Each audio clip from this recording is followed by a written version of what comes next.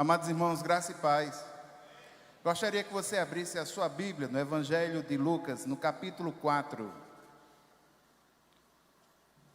É o mesmo slide da quarta-feira passada.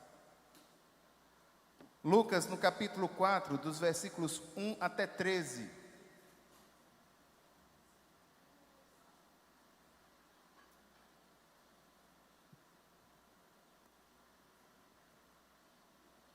Lucas, no capítulo 4, dos versículos 1 até 13, o texto diz assim: Jesus, cheio do Espírito Santo, voltou do Jordão e foi guiado pelo mesmo Espírito no deserto, durante 40 dias, sendo tentado pelo diabo.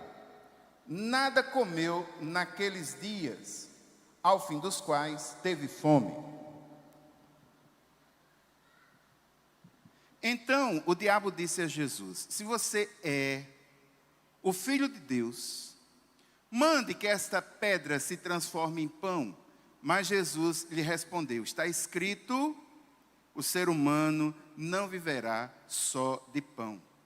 Então o diabo o levou para um lugar mais alto e num instante lhe mostrou todos os reinos do mundo e disse: eu lhe darei todo este poder e a glória destes reinos, porque isso me foi entregue e eu posso dar a quem eu quiser. Portanto, se você me adorar, tudo isso será seu. Mas Jesus respondeu: está escrito, adore o Senhor, seu Deus, e preste culto somente a Ele. Então o diabo levou Jesus a Jerusalém, colocou-o sobre o pináculo do templo e disse: se você é o Filho de Deus, jogue-se daqui, porque está escrito, aos seus anjos ele dará ordens a seu respeito, para que o guardem, e eles o sustentarão nas suas mãos, para que você não tropece em alguma pedra.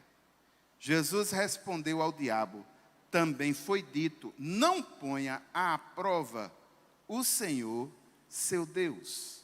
Tendo concluído todas as tentações, o diabo afastou-se de Jesus até o momento oportuno.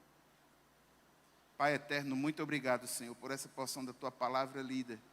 E clamo, Deus, pela presença do Teu Santo Espírito, no sentido de iluminar essa palavra em nossos corações. Oramos no nome de Jesus. Amém. Irmãos, esse texto no livro de Lucas, no capítulo 4, dos versículos 1 a 13, que é semelhante ao que está no livro de Mateus, no capítulo 4 também, só que dos versículos 1 a 11, ele é um texto muito importante para a nossa reflexão. Essa tentação traz uma série de lições muito importantes para nós. E nesse sentido, algo que eu deveria fazer em uma quarta-feira só, que era falar sobre as 3 tentações, eu resolvi, depois de muita oração e muita paz no coração, dividir em 3 momentos, falando a cada quarta-feira sobre uma tentação específica. Quando foi nessa última quarta-feira, ao começar falando sobre esse momento da tentação de Jesus no deserto, eu fiz lembrar aos irmãos, e esse texto nos mostra, que quem leva Jesus ao deserto para que ele seja tentado pelo maligno é o Espírito Santo. E isso não pode ser visto como se Jesus estivesse de forma passiva e ocasional, passando por esse momento. Não, esse momento fazia parte da agenda do Senhor e de uma forma ativa, Jesus está empurrando as portas do inferno. Ele é conduzido ao deserto para ser tentado pelo inimigo, pelo Espírito Santo de Deus. Como diz o texto de Marcos, no capítulo 3, versículo 27, ele está atacando a casa do inimigo. Satanás haverá de ser perturbado em seu covil, ele não vai reagir. Nessa reação, Satanás vai ser derrotado. O primeiro Adão, que nós vemos lá no livro de Gênesis, ele falhou vivendo no paraíso. O segundo Adão, que é Jesus, e pelo qual vem a redenção do homem, ele haverá de triunfar no deserto. Jesus deu lapada em Satanás no deserto, aquilo que Adão não conseguiu fazer no paraíso. E nós vimos aqui, irmãos, acompanhando essa sequência da questão das tentações, quero lembrar aos irmãos que de uma forma prática, não baseado, digamos assim, em demandas de teologia bíblica, nem em demandas de teologia sistemática, mas sobre a égide da teologia pastoral, eu fiz uma distinção entre provação e tentação. Eu quero lembrar aos irmãos que a questão da provação é Deus quem prova a nossa fé. O objetivo da provação é fazer com que o crente ele tenha a sua fé mais firme, a sua fé sólida. É Deus quem está por trás da provação. Ele prova o crente na sua fé, e a partir do momento que essa fé vai sendo provada, ela vai sendo purificada, ela vai sendo fortalecida. A tentação, ela é diferente. Quem está por trás da tentação é Satanás. E o objetivo da tentação é fazer com que o homem desenvolva aquilo que é chamado de fruto da carne. Desenvolva uma atitude que desonre ao Senhor e, paulatinamente, de forma consequente, ao desonrar o Senhor, o pecado vai fazendo com que ele vá se afastando de Deus. E aqui eu quero lembrar, irmãos, um pouco da teologia de Lutero. É interessante nós termos uma compreensão exata das ferramentas que o maligno utiliza para nos destruir. Lutero fala com muita propriedade que Satanás, ele luta contra o nosso espírito. O mundo luta contra a nossa alma. E a nossa própria carnalidade, a nossa depravação, nossa tendência natural ao pecar, luta contra o nosso corpo. A carnalidade luta contra o corpo. Então, aqui, nesse momento de tentação, uma situação difícil, do mesmo jeito que a provação, ninguém que passa por tentação e passa por provação gosta de passar por isso, porque traz dor, desequilíbrio, você tem que tomar uma decisão. E na decisão que você toma, sendo ela tentação, quando você toma a decisão pela palavra, fortalecido no Espírito Santo do Senhor, e essa decisão, ela honra a Deus, Satanás, ele é derrotado em sua vida.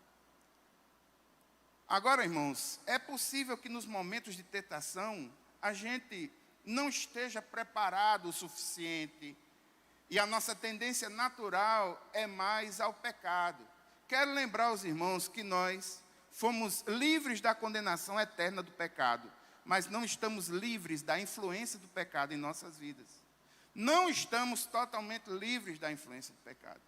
E a tentação de Jesus, ela traz esses elementos para que nós possamos refletir sobre essas coisas. E a primeira tentação, irmãos, se deu no campo das necessidades. Vamos ver o texto. O texto diz o seguinte: olha. Então o diabo disse a Jesus: se você é o Filho de Deus, mande que essa pedra se transforme em pão. Mas Jesus lhe respondeu: está escrito, o ser humano não viverá só de pão. A primeira tentação, irmãos, tem como pano de fundo uma necessidade. Jesus está com fome. O texto anterior diz que depois dos 40 dias ele tem fome. Isso é uma necessidade real. Só que essa necessidade real abre um leque, um momento, abre uma possibilidade cilada, onde Satanás vê ali uma brecha no sentido de tentar fazer com que Jesus ele tenha o seu relacionamento com o Pai cortado. Isso é tão claro, irmãos, que a pergunta que ele faz é: se tu és o Filho de Deus. Em virtude de que ele faz essa pergunta? Quero lembrar aos irmãos que quarta-feira passada eu mostrei aos irmãos que isso é em virtude daquilo que aconteceu no batismo. Quando o próprio Deus fala: esse é o meu Filho amado em quem eu tenho prazer, em quem me comprazo. E Satanás pega essa deixa E agora ele quer criar uma fenda no relacionamento entre o filho e o pai. E ele começa a dizer, olha, se você é o filho de Deus, transforma essa pedra em pão. E olha que, falando em relação ao pai, o pai é poderoso para criar. Na teologia chama-se criação ex nihilo. Ele não precisa de elemento nenhum para criar. Ele cria no poder da sua palavra e ponto. Satanás está sendo sutil, ele não está pedindo nem para que se crie, ele está pedindo para que se transforme algo que já existe, modificando a natureza. Perceba que ele está dizendo, olha, transforme essa pedra em pão, ou seja, modifica a natureza disso daí.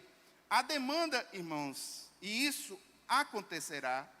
O Evangelho de João, no capítulo 2, nos mostra que essa modificação de natureza, esse milagre, Jesus haverá de fazer em um outro momento, um momento festivo, e com as motivações certas. Não para um triste desse daí, condenado já, nojento. Jesus não vai submeter a fazer a vontade dele, muito embora tenha poder. E há uma pergunta implícita. Se você é o Filho de Deus, transforma essa pedra em pão. A ideia é, para que você tem tanto poder, se você não usa? Irmãos, isso é muito sério, porque atinge muitas vezes a nós. Em determinados momentos, nós que entendemos que em Cristo Jesus somos filhos de Deus, passamos por dificuldades. Passamos tanto por provações, como por tentações. Nas tentações, irmãos, nós precisamos ter cuidado para que a gente, em havendo algum tipo de necessidade em nossa vida real, Satanás não utiliza essa necessidade para dizer, tu não és o Filho de Deus, como é que você pode estar passando por algo assim? A demanda é muito próxima, a demanda é muito parecida. A pergunta também nos atinge. E eu falei aos irmãos, na quarta-feira próxima passada, que nós precisamos ter em nossa mente a concepção de que a verdadeira vida humana não depende das necessidades materiais, mas da obediência à vontade divina. Se Jesus tivesse atendido à tentação de Satanás, a sugestão de Satanás, Jesus teria colocado as necessidades num plano maior do que a obediência dele a Deus.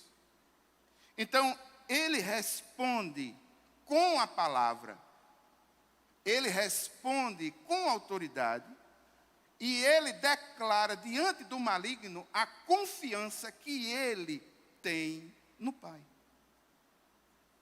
E aqui, irmãos, a título de testemunho, incentivado pela irmã que me mandou o texto, ela me mandou um texto, acredito que fruto de uma devocional, onde o texto diz assim, é o Isaías 33, 22, e diz assim, porque o Senhor é o nosso juiz, o Senhor é o nosso legislador, o Senhor é o nosso rei, Ele nos salvará, Ele nos salvará. E eu quero testemunhar, irmãos, de que o Senhor, Ele tem condições e poder para nos livrar de situações, necessidades, questões reais, específicas que acontecem com a nossa vida. Esse ano, eu fui arguido pela Prefeitura Municipal de João Pessoa, em função de uma demanda, que, na realidade, foi uma inscrição minha como profissional autônomo no INSS, no ano de 1996, e eu deixei o meu cadastro em aberto, não tratei de fechar o cadastro, simplesmente desconsiderei as demandas para aquilo ali, desconsiderei algumas realidades da lei, deixei para lá, só que a prefeitura não deixou para lá, e ela veio acumulando, e a prefeitura me processou, sem eu ter conhecimento nem do que eu estava sendo processado. Eu não sabia nem que eu estava sendo processado. Meu nome já estava já estava em execução, e o meu nome já estava indo para a dívida ativa. E para pagar a conta, irmãos, eu ia ter que vender meu carro. Uma situação muito difícil, me deixou muito nervoso. Mas para a honra e glória do nome do Senhor, conversei com a doutora Mariana Meirelles, filha do pastor Júnior Meirelles. Mostrei-lhe todas as documentações que eu tinha. E nós conseguimos comprovar que eu não exerci, muito embora tenha feito o registro, eu não exerci nenhuma atividade daquela ao qual eu estava sendo argumentado e que corriam aí essas demandas contra mim, e eu fui processado sem ter o direito nem de defesa, nem a condição de me defender. Para a honra e glória do nome do Senhor, todos esses processos, dentro da questão da prefeitura, dentro da ordem administrativa, todos eles já caíram por terra. Então, irmãos, é uma prova de que Deus age nas necessidades.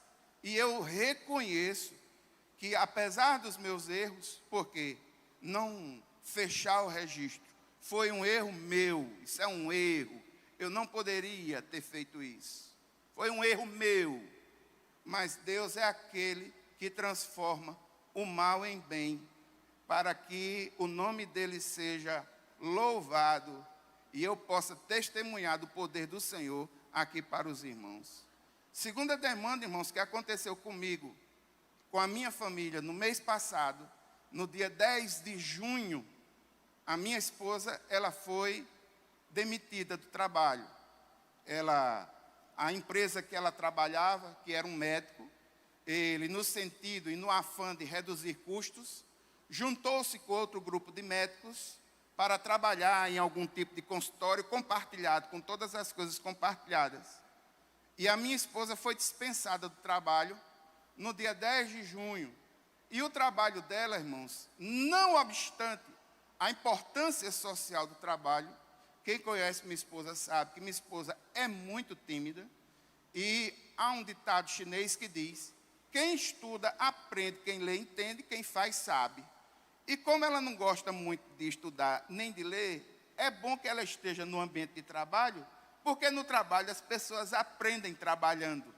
E eu gosto que ela esteja trabalhando para ela que se desenvolva socialmente, se desenvolva nos seus relacionamentos. Ela é muito tímida. E ela foi despedida do trabalho no dia 10 de junho. Para a honra e glória do nome do Senhor, irmãos, ela recebeu todas as contas, tudo certinho. E no dia 24, por sugestão de um irmão aqui, o irmão Wellington, mandou um e-mail para mim. E eu fiz a inclusão dela em um site de empregos. Minha esposa, irmãos, ela tem no seu ensino secular o curso técnico. Ela é técnica em higiene dental, ela é técnica em enfermagem, ela fez uma especialização no negócio de instrumentação cirúrgica, mas sempre trabalhou como recepcionista. Uma recepcionista aos 48 anos de idade. Só com o segundo grau, hoje em dia, é muito difícil a contratação. E eu fiz a inscrição dela no site vagas.com, que é associada à rede DOR agora, e que faz o sistema de seleção para o HNSN, que é o hospital que os irmãos conhecem ali. No dia que eu fiz a inscrição dela, percebi que mais de 350 pessoas tinham feito a inscrição para a mesma vaga.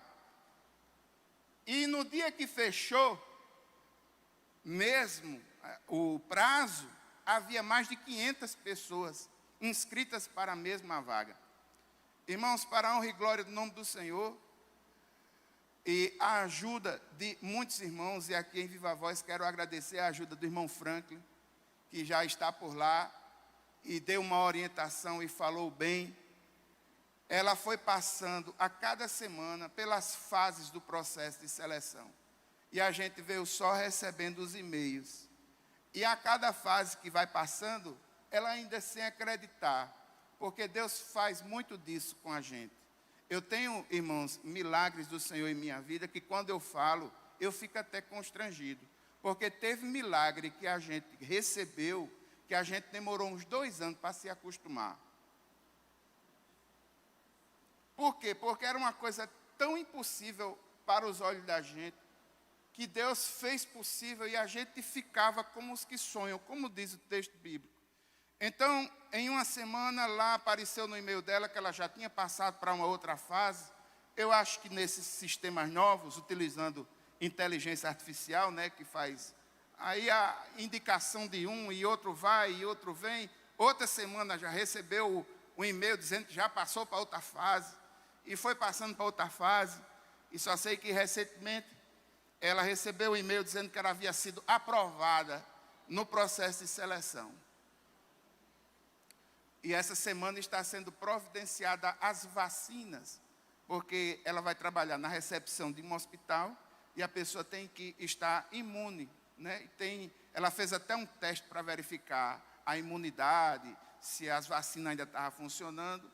Resultado, na segunda-feira a gente soube dessa notícia que ela tinha tido êxito, aí de terça para frente foi só vacina. Recebeu uma furada na terça, hoje já recebeu mais duas. Aí está só atualizando as vacinas até sexta-feira, ainda tem um bocado de furada para receber de vacina, para se preparar, e para a honra e glória do nome do Senhor, ela haverá de começar a trabalhar ali naquele lugar, muito provavelmente agora no mês de agosto já.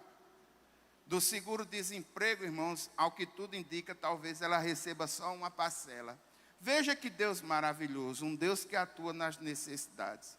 E eu quero, irmãos, com esse testemunho, incentivar e baseado na resposta que Jesus dá, dizer aos irmãos que, de fato, irmãos, nem só de pão viverá o homem, mas de toda a palavra que sai da boca do Senhor.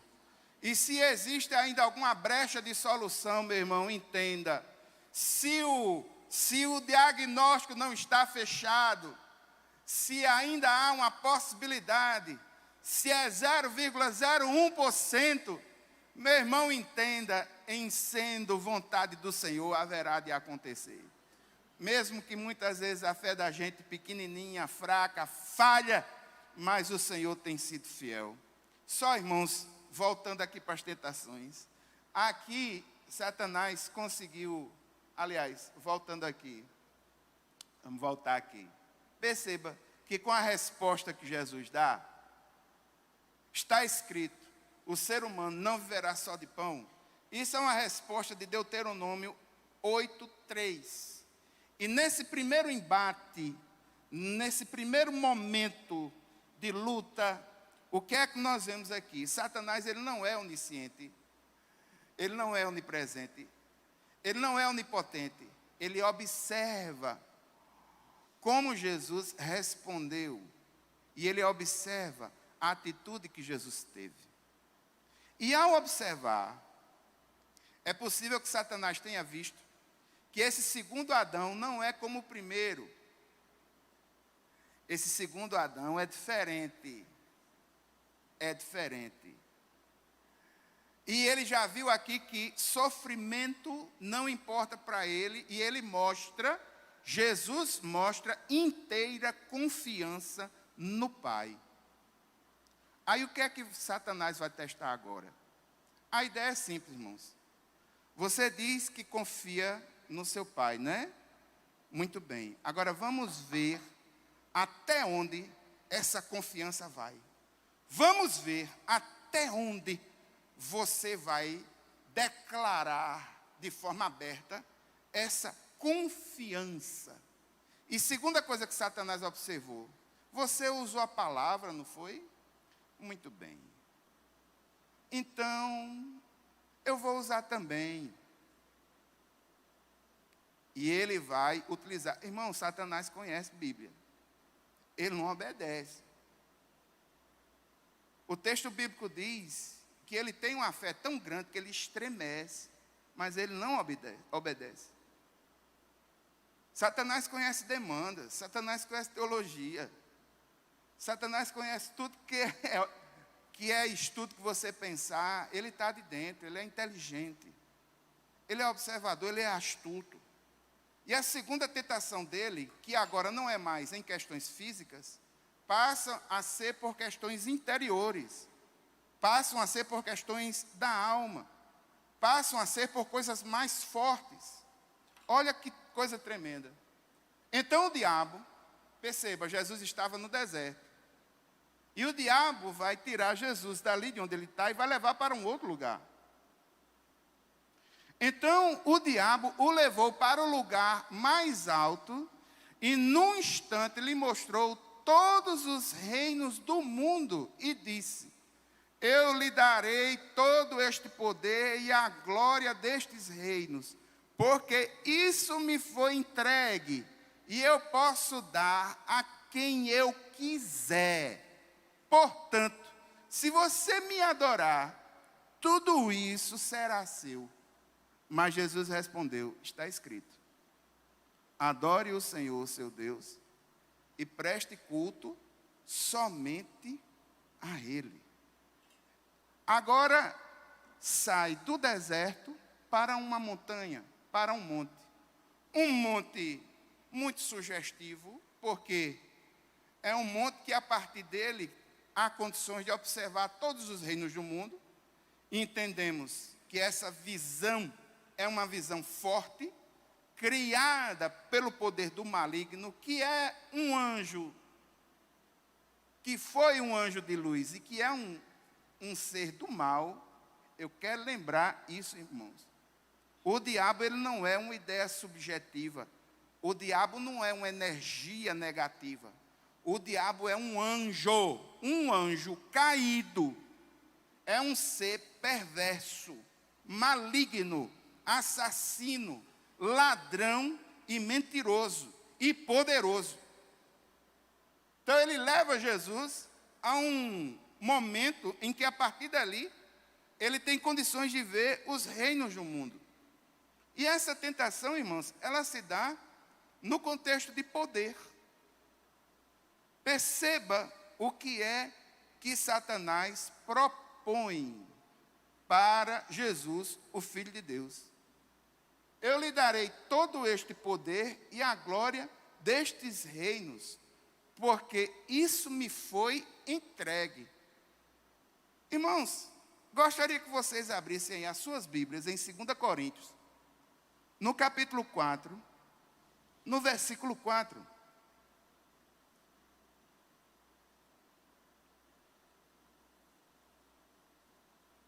Abra com toda a calma. 2 Coríntios, no capítulo 4.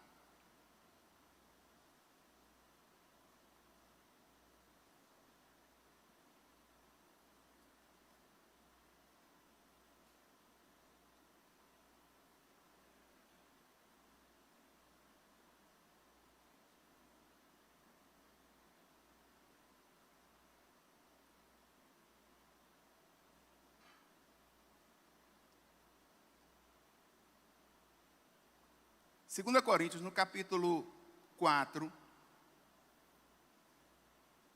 veja a partir do versículo 2. 2 Coríntios, no capítulo 4, a partir do versículo 2, o texto diz assim: pelo contrário, rejeitamos as coisas ocultas que trazem vergonha, não agindo com astúcia, nem adulterando a palavra de Deus, e assim, pela manifestação da verdade, nos recomendamos à consciência de todos na presença de Deus. Mas se o nosso evangelho ainda está encoberto, é para os que se perdem que ele está encoberto. Versículo 4. Nos quais o Deus deste mundo cegou o entendimento dos descrentes, para que não lhes resplandeça a luz do evangelho da glória de Cristo, o qual é a imagem de Deus. Perceba no versículo 4, o título que Satanás recebe dentro da ótica da teologia de Paulo. Satanás é o Deus deste século, o Deus dessa era, o Deus desse mundo. Aí você olha para mim e diz assim: mas pastor, o que é que eu faço com o Salmo 24, versículo 1? Salmo 24, versículo 1 diz o seguinte: Do Senhor é a terra e a sua plenitude, o mundo e tudo o que neles há. O que é que eu faço? Aí, meu irmão, eu quero lhe lembrar da história da redenção, a metanarrativa do cristianismo. A metanarrativa do cristianismo envolve 4 fases. A primeira fase é a questão da criação de todas as coisas. Esse Deus Todo-Poderoso criou tudo, criou todas as coisas. A segunda fase é a questão do pecado. Com o pecado, toda a esfera da humanidade foi afetada. O mundo foi afetado. Toda a ordem, tudo foi afetado. E o maligno, ele tem um domínio temporário sobre os aspectos malignos que existem no mundo como um todo. O seu domínio é temporário e é feito debaixo da permissão de Deus.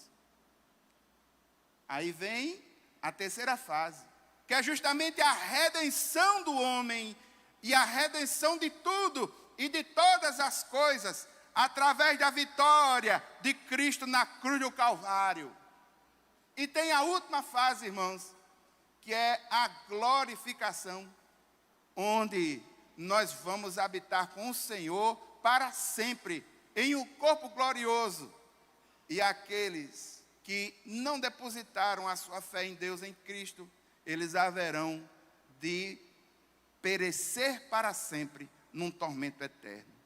Então, do ponto de vista temporário, Satanás tem fortíssima influência em coisas, sistemas, aspectos desse mundo. É verdade, mas o domínio total não é dele. Eu quero lembrar aos irmãos que Satanás é infinitamente menor em qualidade e poder. Diante do Senhor, Satanás é um nada, apesar de ser muito poderoso. Porque quem consolida tudo e quem tem todo o poder é o Senhor dos exércitos, o Deus Jeová da glória. Agora, os textos bíblicos não negam que existe um domínio temporário do maligno em aspectos da vida. Eis porque, irmãos, nós sofremos. Eis porque a nossa justiça nunca é plena. O homem faz os seus atos de justiça, mas sem Deus, essas justiças, elas nunca serão plenas. Eis porque nós sofremos ataques. Eis porque, em determinadas demandas, nós vemos aqui o maligno se levantando de forma tremenda, porque ele, de fato, irmãos, tem domínio sobre muitas áreas, muitas coisas. Quer ver? Abra sua Bíblia no Evangelho de João, no capítulo 12, no versículo 31. Veja como o Evangelho de João nomeia esse terrível ser. João 12, 31. João 12, 31.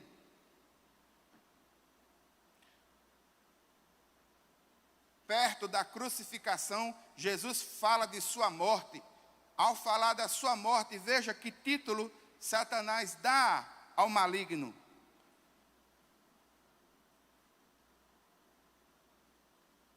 João capítulo 12, a partir do versículo 30, volte mais um. Então Jesus explicou: não foi por minha causa que veio esta voz, e sim por causa de vocês. Versículo 31. Chegou o momento deste mundo ser julgado, e agora o seu príncipe será expulso. Há um domínio temporário.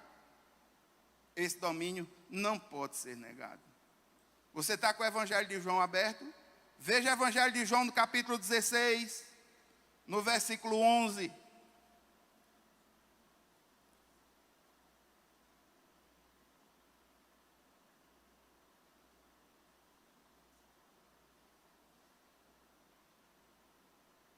Volte um pouquinho, versículo 11 é o versículo chave, mas capítulo 16, a partir do versículo 8, Jesus está falando sobre o Espírito Santo.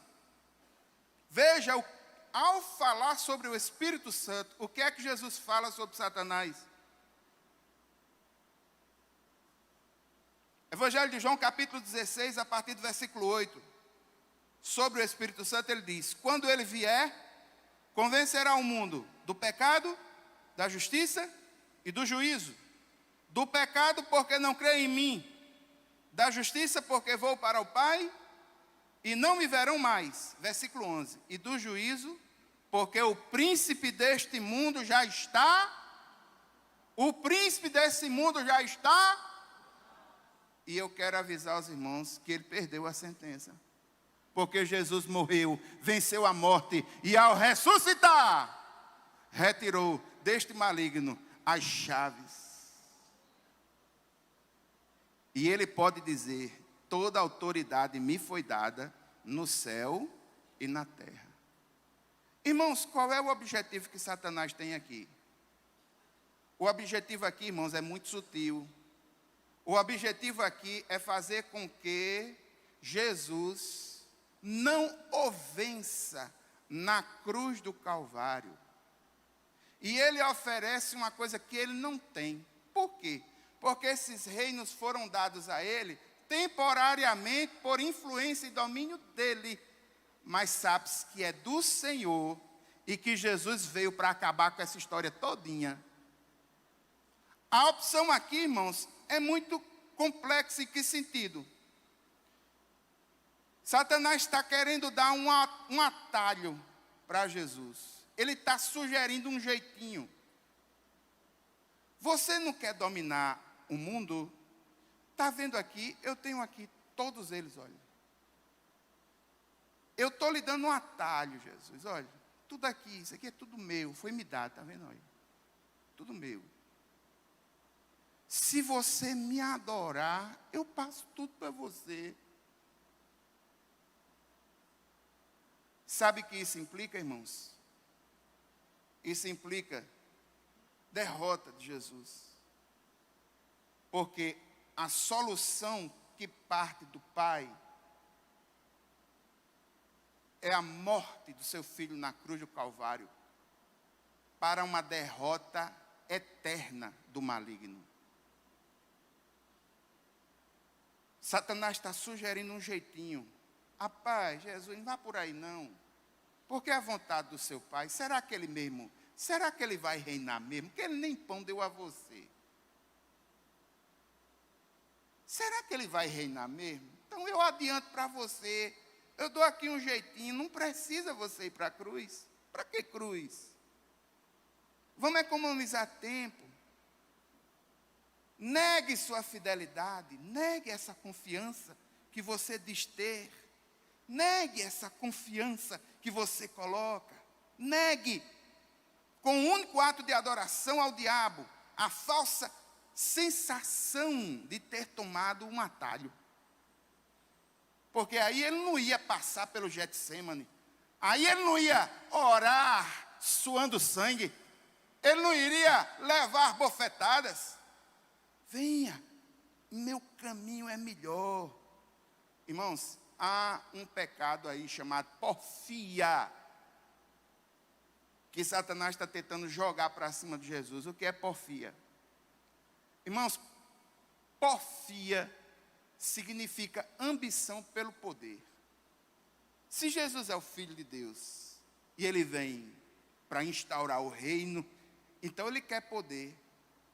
Então vamos dar a ele um jeitinho para que esse poder venha mais ligeirinho.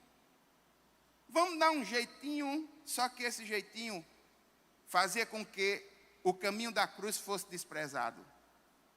E o caminho da cruz, irmãos, é um caminho que Jesus fala, dizendo que é a glorificação do seu nome. Era necessário que Jesus morresse na cruz, ressuscitasse, para que Satanás recebesse a sua sentença de forma eterna. Você confia no Pai, Ele não lhe deu pão. Será que esse Pai realmente vai governar? Você diz que crê nele? Muito bem. Você diz que é a palavra que domina a sua alma, a boca fala aquilo que o coração está cheio. E de fato, irmãos, Jesus fala aquilo que o seu coração está cheio. E ele recusa o atalho, ele recusa o jeitinho, ele mostra que a sua confiança está no Pai, o foco, a sua fé, a sua submissão.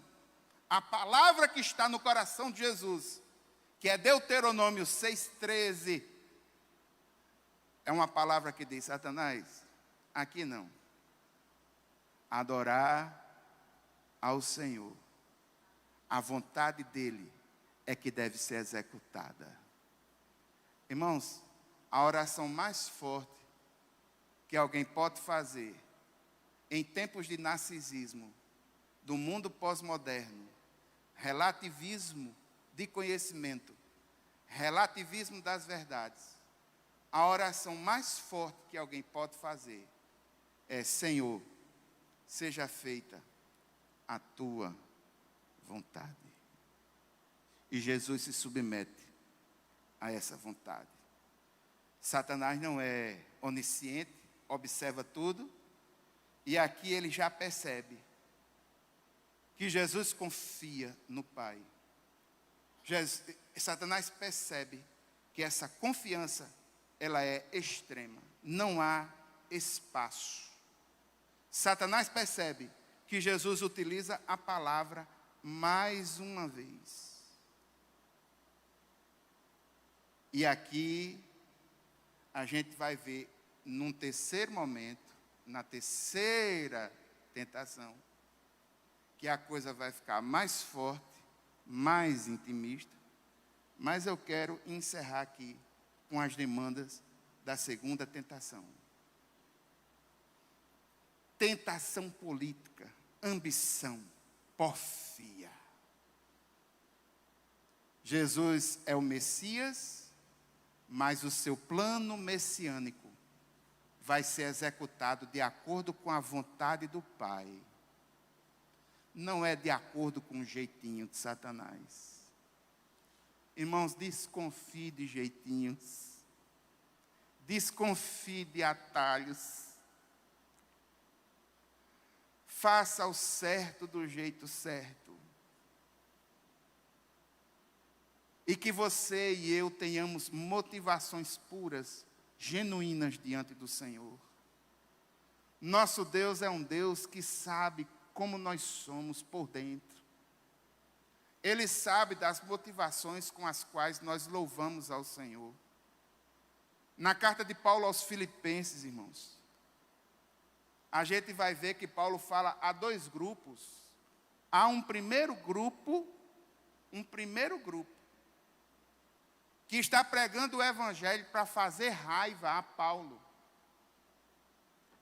E há um segundo grupo que prega um evangelho falso. O primeiro grupo que prega o evangelho certo, com as motivações erradas, Paulo diz: deixa ele pregar, que pelo menos o evangelho que ele prega está certo. Quando a pessoa prega o evangelho por pregar as verdades do evangelho, o que acontece com esse pregador das motivações erradas, sabe o que é, irmãos? Eu vou precisar secar esse copo para ilustrar para os irmãos.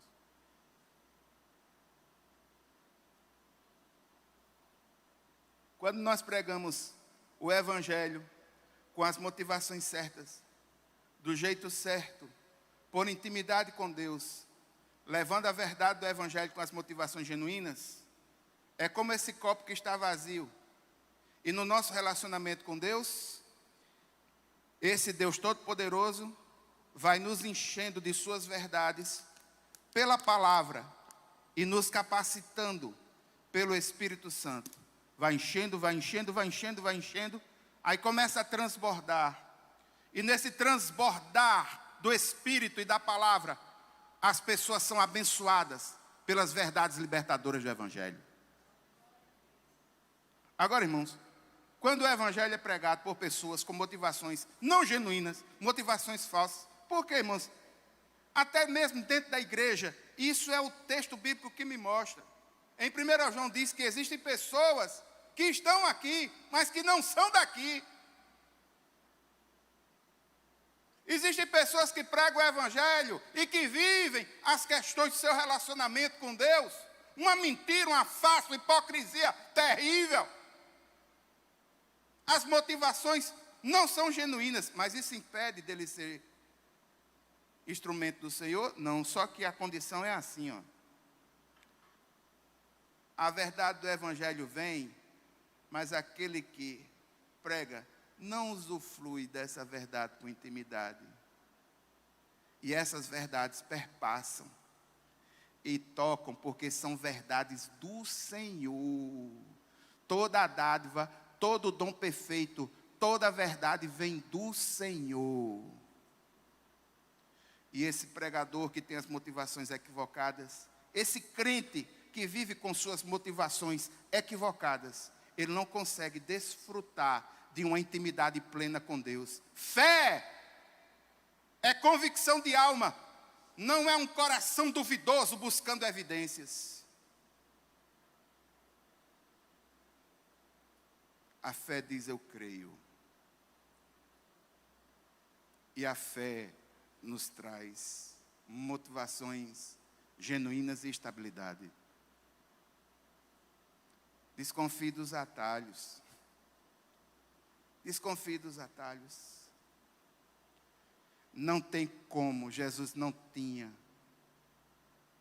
como receber o poder que de fato haveria de lhe chegar se não viesse através da cruz.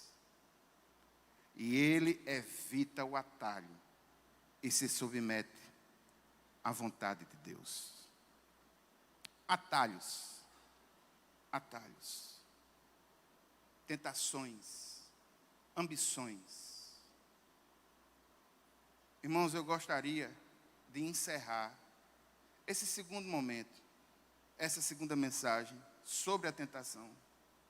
Gostaria de orar com a igreja, para que nós possamos ver na igreja do Senhor discernimento espiritual de verdade. E aqui, irmãos, eu digo sem nenhum problema, que esses falsos pregadores e falsos crentes que ainda não conseguiram se encontrar e vivem uma religiosidade vazia, que eles possam ter um encontro real e verdadeiro com o Senhor Jesus. Há um determinado momento em nossas vidas, irmãos, que a gente sofre. Sofremos por causa do evangelho. Momentos em que a gente diz, Senhor, aonde tu estás? Nesses momentos, não procure atalhos. Mantenha a sua confiança no Senhor. Mas dia ou menos dia, a porta que deveria se abrir, haverá de abrir. E se porventura ela não abrir aqui no mundo, neste que você vive, eu quero lembrar a você que você não é cidadão desta ordem. Há um novo céu e uma nova terra. E esse Senhor que vai redimir toda essa ordem, Ele vai querer estar com aqueles que manifestaram sua fé genuína nele. E aqueles de uma fé hipócrita, que a gente não sabe, mas Ele sabe quem são. Não estarão eternamente com Ele, mas sofrerão a eternidade sem Ele. Uma eternidade de pranto, uma eternidade de ranger de dentes. Vamos orar? Vamos ficar em pé, vamos encerrar.